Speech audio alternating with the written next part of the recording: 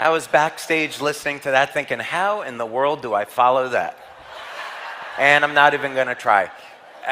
But what I will tell you is any interaction that I've had with Steve and Gina has always been the same thing. We get on the phone, we talk to one another, and Steve and Gina will say, hey, how are you doing? How are things with you and Christina? You guys, taking some time? You taking some time for yourself? I know that you work a lot of hours. They're always thinking about the well-being of others first.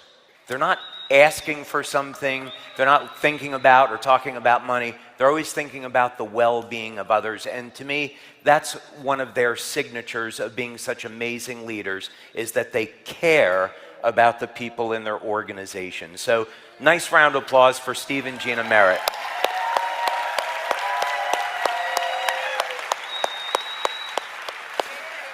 And while we're at it, I want to take the opportunity to thank Meredith. It takes an incredible amount of time and energy to run a business. I know, because I've been doing it for so long.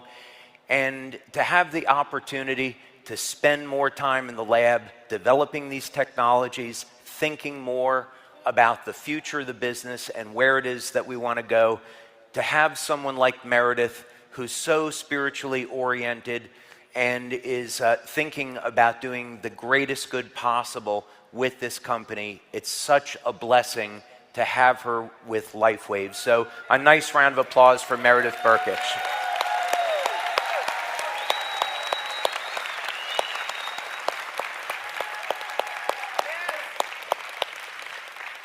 So I want to take some time to talk to you all for a moment. We're not going to use any PowerPoints. We're not going to use any videos. I want to have a little chat with you. And I want to talk to you about some of the things that have happened in the past in LifeWave and where we're going in the future. Because it's so important that we have a roadmap, that we have a business plan for how we're going to get from where we are today to where we're going in the future.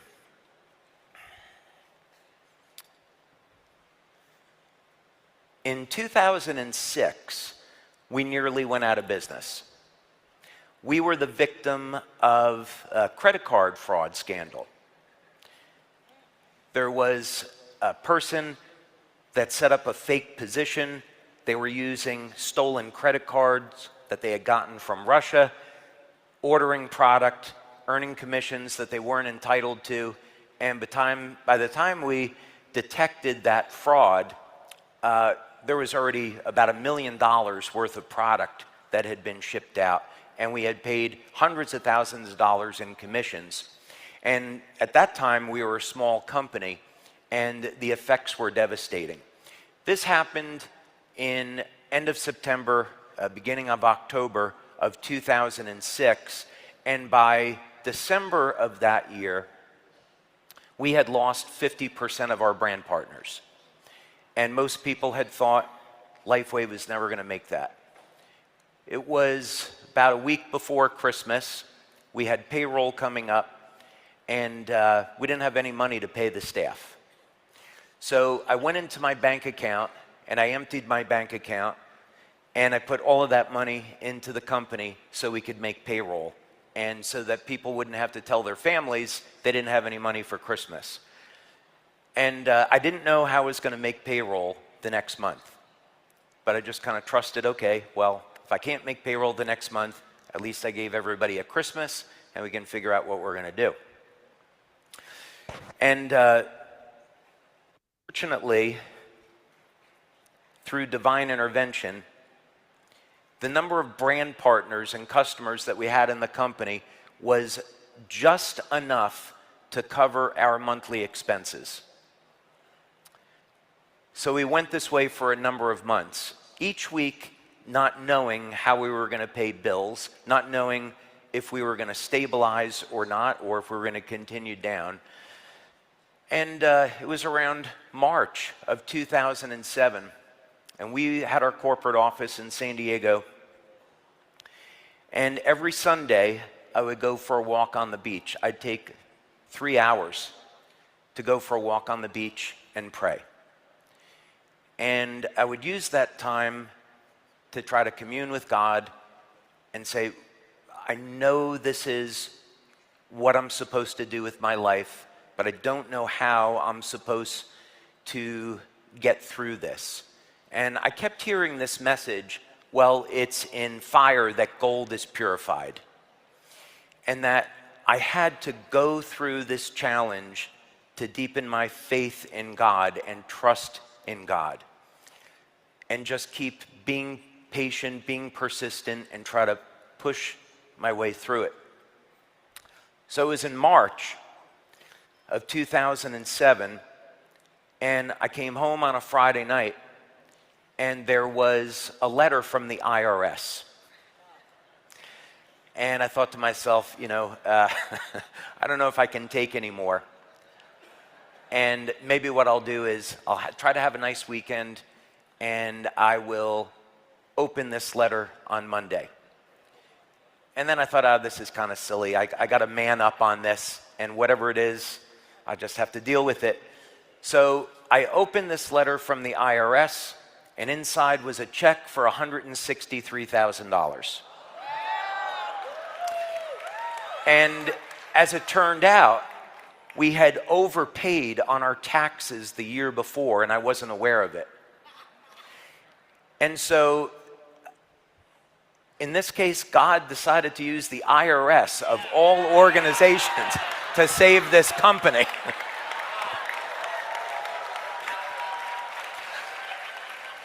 And so we budgeted that money, and it lasted through the end of the year. We were able to pay our vendors. Of course, commissions were always paid first. We were able to get through the year. I went 16 months without getting paid to get through that. But I believed in that this company was going to survive, and so I was willing to bet my life on it. And we got to the end of 2007, turning into 2008, and we started to have leaders in Europe show up that started to build the business. And in 2008, the sales were double of 2007. 2009, the sales were double of 2008. In 2010, they were double of 2009, and we were back on our way, and we were doing really well. So the message in all of this is that you're going to face challenges in your life. You're going to face hard times, but it's those moments where you find out who you really are. Are you really committed to your vision, to your dream? Are you willing to do what it takes to succeed? And when you come out the other side, you're grateful that you went through that, because it's like, I climbed this mountain and I made it to the top. And now I have the rest of my life in front of me, and it's going to be amazing.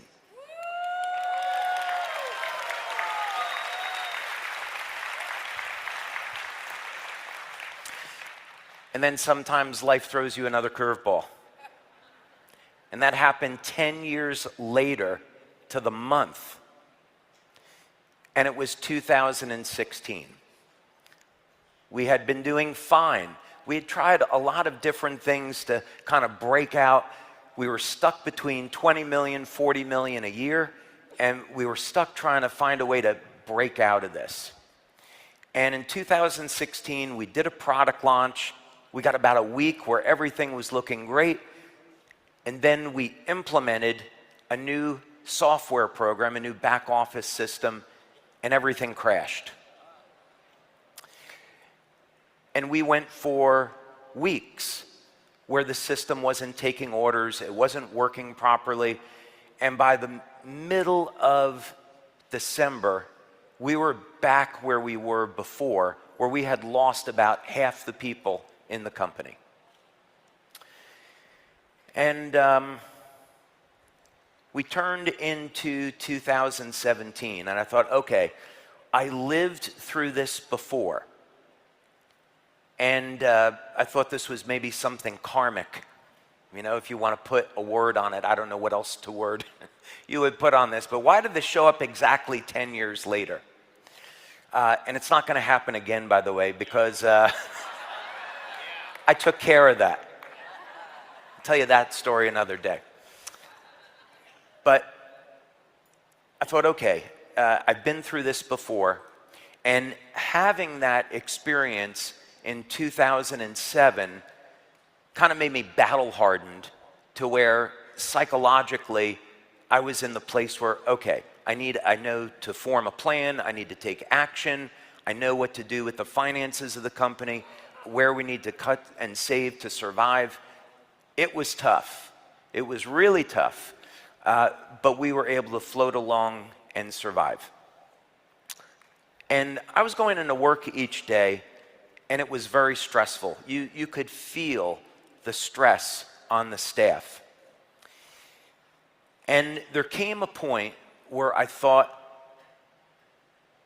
I'm tired of being on defense. I'm tired of going into work and patching holes in the dam and trying to figure out how to survive. I want to be on offense.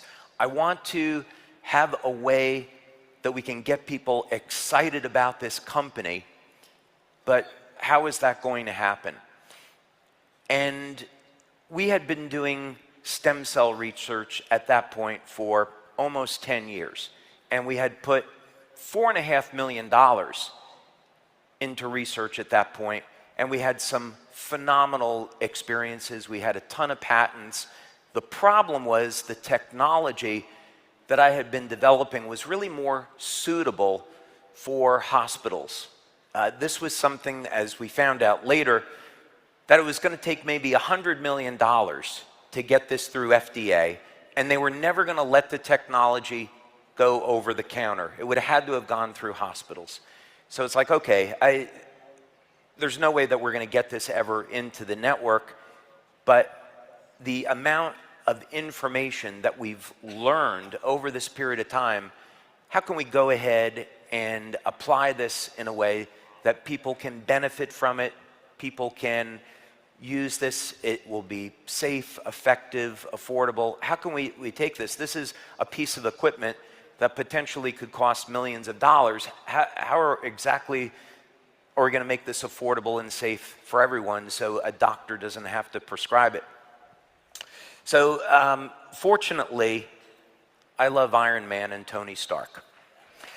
And Tony Stark, when he has a problem, he always goes into his lab, or he gets isolated into his cave, and he starts to invent. And that's what I did. And I went into my lab, and I went home, and I isolated myself, and I started digging through my notes and praying over this and looking for a flash of insight. That's kind of the way that it works with inventors, is that you are in an altered state of consciousness, you might say. It would be like when you're fasting for a very long period of time and your brain shifts into an entirely different state. It's kind of like that. And you get this burst that goes off in the brain, and there's this idea, and you can visualize it in your mind. You can see it clearly, and it resonates as truth. And it was at this moment that X39 was born. And I could see it so clearly.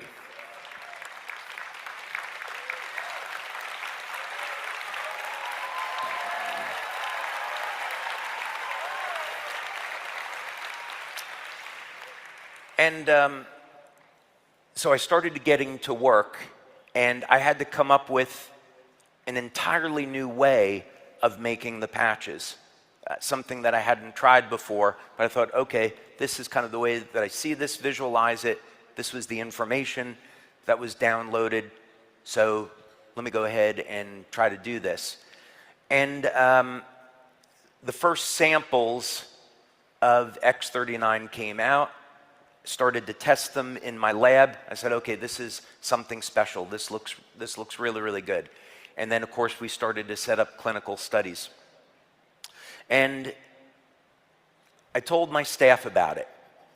And I said, I have this new patch, and we're going to go ahead and start putting together a program to manufacture, market this, do the clinical research, and this is what the patch will do. But I didn't want to tell them how the patch worked. I thought for a period of time, I want to keep this to myself. So they asked me, well, can you at least tell us the name of the patch? And I thought back to Marvel movies, and Infinity War had just come out. And I said, the name of the patch is Stormbreaker, because we were in a storm, and we needed something for us to get out of that storm. So we had a code name internally in our office of Stormbreaker. That's how we referred to this patch.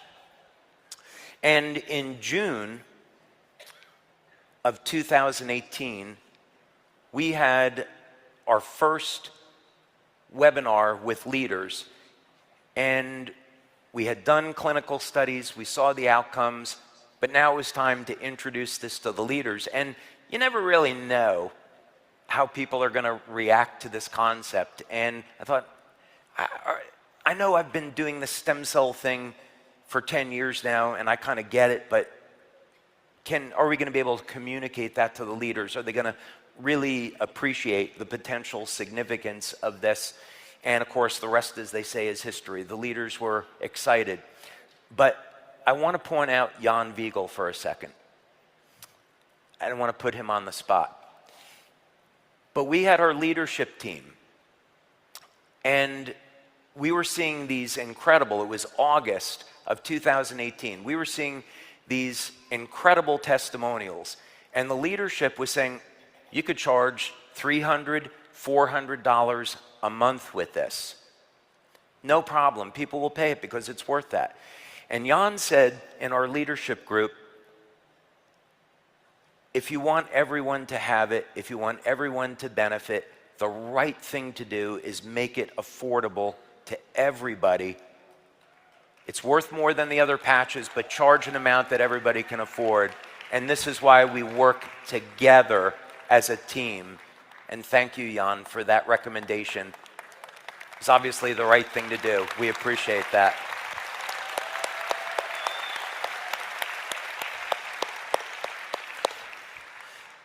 So undoubtedly, we're going to have challenges that we're going to face together in the years ahead. I don't think of LifeWave anymore as being a billion-dollar company. And I don't want the Merits here to get scared, because they're terrified right now. No, they're not. They're laughing, which is good. No, I actually think of LifeWave as doing tens of billions of dollars a year, because the goal of the company has shifted dramatically. Given that we've reached this level of success, I'd be the first one to tell you that I would never have thought that we would be getting into manufacturing drones for humanitarian aid. I never would have thought we would have been building clean energy sources to power homes or power electric vehicles. But this is the path that we're being led down, and doors are opening up. So it must be the path that God has intended for us, because everything has just worked out incredibly well. And we're going to face challenges.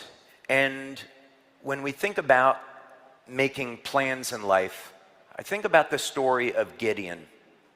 So Gideon lived several thousand years ago. And to put this in context, at this time, the Israelites were in captivity. And they used to hear stories about Moses rescuing them, God delivering them, but they were living in captivity, and they were being oppressed by a group of people called the Midianites. And the Midianites had a huge army, 120,000, 130,000 people at least. And one day, God sent a prophet and an angel to speak with Gideon. Now, Gideon is a farmer, barley farmer. And the angel addresses Gideon and calls him a mighty man of valor. And for all you Bible believers, I'm going to paraphrase because I didn't memorize this story. So I'm just going to paraphrase. And Gideon is thinking, not only am I a lowly farmer, but I'm the lowest in my family. I'm not going to be delivering anybody. But God promises that if Gideon is faithful, he's going to deliver his people. So God says, well, I want you to do something. My people are worshiping a false god. They're worshiping Baal. So I want you to destroy that altar. And Gideon is really scared because he knows this is something that he could die doing, but he goes ahead and he does it anyway. And because he wants to listen to the Lord. So the people want to kill Gideon. And Gideon's father says, well, if Baal is so powerful, let him kill Gideon. And that's how he was saved. So the Midianites, their army approaches, 120, 130,000 people, and Gideon has to raise an army. So he raises an army of 32,000 people.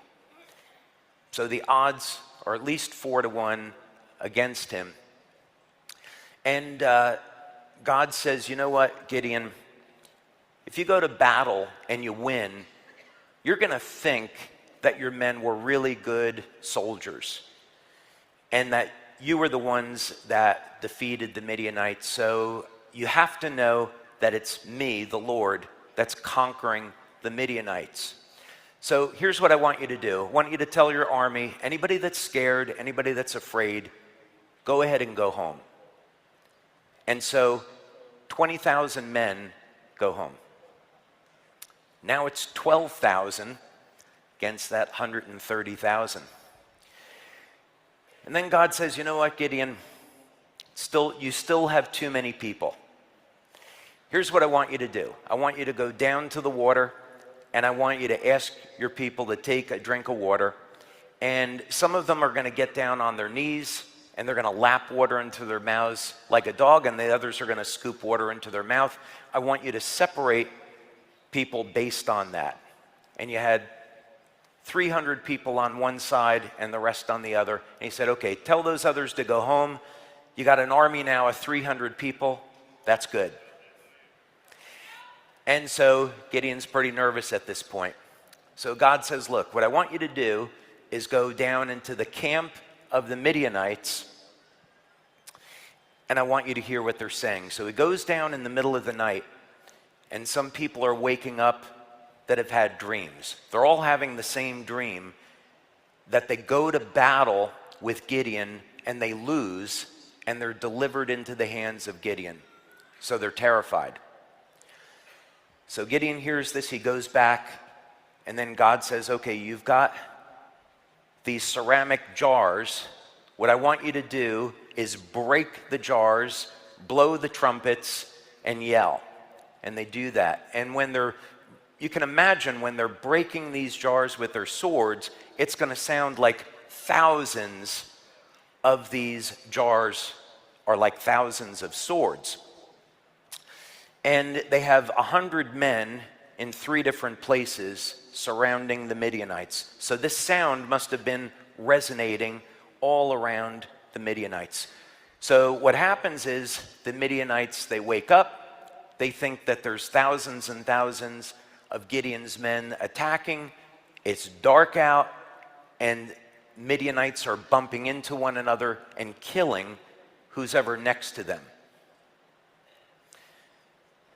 We can have plans in life, but they're never going to be as good as God's plan.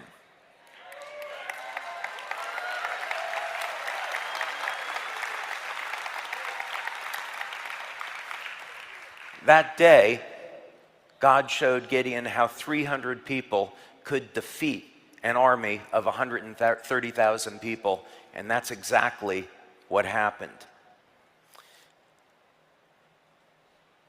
This company is capable of accomplishing truly incredible things.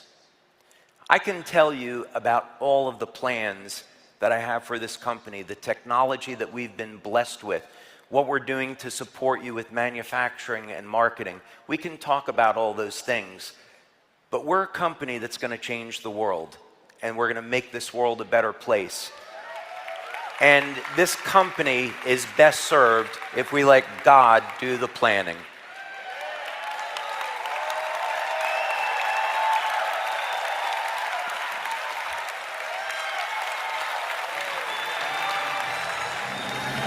Thank you.